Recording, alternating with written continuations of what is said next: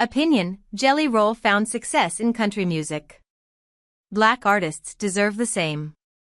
In a 2021 interview with Billboard, at the beginning of his ascent to stardom, Jelly Roll described his time growing up in Antioch, Tennessee. He fell in love with hip-hop, he said, not even just music, but the culture, breakdancing, graffiti, freestyling, the clothing. At the same time, he was completely oblivious to the bustling country music scene headquartered in Nashville, just 12 miles northwest. I didn't know there was this other country music culture in town.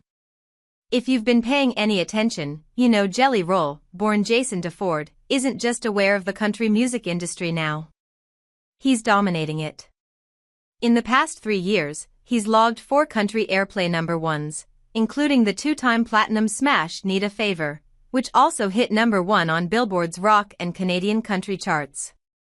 And Jelly's 3rd country album, Beautifully Broken, has already hit the top spot on Billboard's Top Country Albums chart, as well as the all-genre Billboard 200, following its release this month. All this success has catapulted him way past the boundaries of country music. He was the musical guest on the September 28 season premiere of Saturday Night Live. He was also featured on the TV series Tulsa King starring Sylvester Stallone.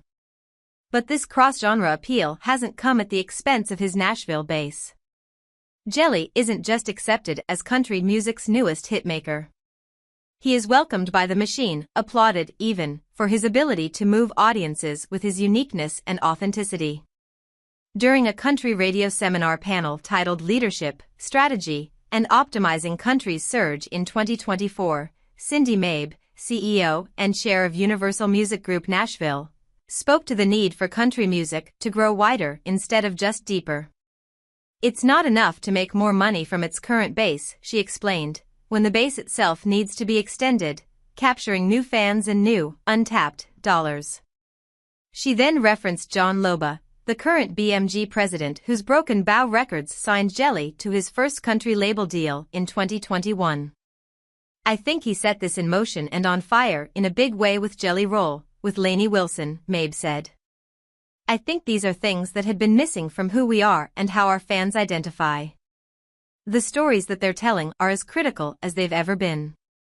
Loba, sitting to Mabe's right, acknowledged his label's history of painting outside the lines. Our biggest successes have always been taking chances, fighting for artists whose voice maybe hadn't been heard, he said. And later, regarding Jelly's support from the notoriously hard-to-crack country radio format, Jelly Roll is a perfect exception where there were a small group of guys and women who took a shot without necessarily the metrics there, and you see the result of that. If you've been paying any attention, you know just how remarkable this wide-armed embrace of Jelly Roll is. In September, upon learning that Beyoncé didn't receive a single country music award nomination, despite Cowboy Carter reaching #1 on the Top Country Album chart and Texas Hold'em spending 10 weeks atop the Hot Country Songs chart, Dolly Parton referenced Beyoncé's lack of country music bona fides. There's so many wonderful country artists that, I guess probably the country music field, they probably thought, well, we can't really leave out some of the ones that spend their whole life doing that, Parton said. Yet in 2023, Jelly Roll, who released 7 hip-hop albums before crossing into country, was named CMA New Artist of the Year. This year, he's nominated for Male Vocalist of the Year and the highly coveted Entertainer of the Year. His 2023 LP Whitsitt Chapel is up for Album of the Year. There is no apples-to-apples comparison of Beyoncé and Jelly Roll, and as I previously wrote, Beyoncé will be fine, even without the Country Music Association's cosign. But it's important to note the other creatives outside the industry fold who do need that approval and support, that recognition that no one's background or experiences should preclude them from one day having a career in country music. Opinion: CMA Awards snub Beyoncé, proving black women are still unwelcome in country music. Jelly's ascension is the American ideal at its best. If you've been paying attention, you know Jelly Roll isn't just a former rapper.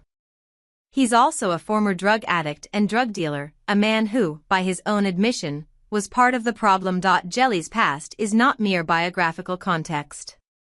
In many ways, it has become the foundation of his career.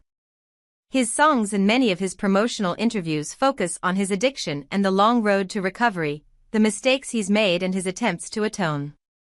I've seen a few folks accuse Jelly of focusing too much on his checkered history, as if BBR execs huddled in a room and determined that the Moneyball approach to marketing a large, heavily tattooed convicted felon in mainstream country was to lean into said felonies. Without speaking to how often Jelly should share his past, or which elements he should highlight, I will simply say that I believe his ascension from inmate to idol reflects the best of the American ideal and, likewise, the fullest of country music's potential. Opinion alerts. Get columns from your favorite columnists plus expert analysis on top issues, delivered straight to your device through the USA Today app. Don't have the app? Download it for free from your app store. Country is said to be the music of the everyman, the unvarnished, unpretentious telling of the stories of our lives, from the bad breakup to the Friday night out with friends to, in Jelly Roll's case, the constant tug-of-war between good and evil.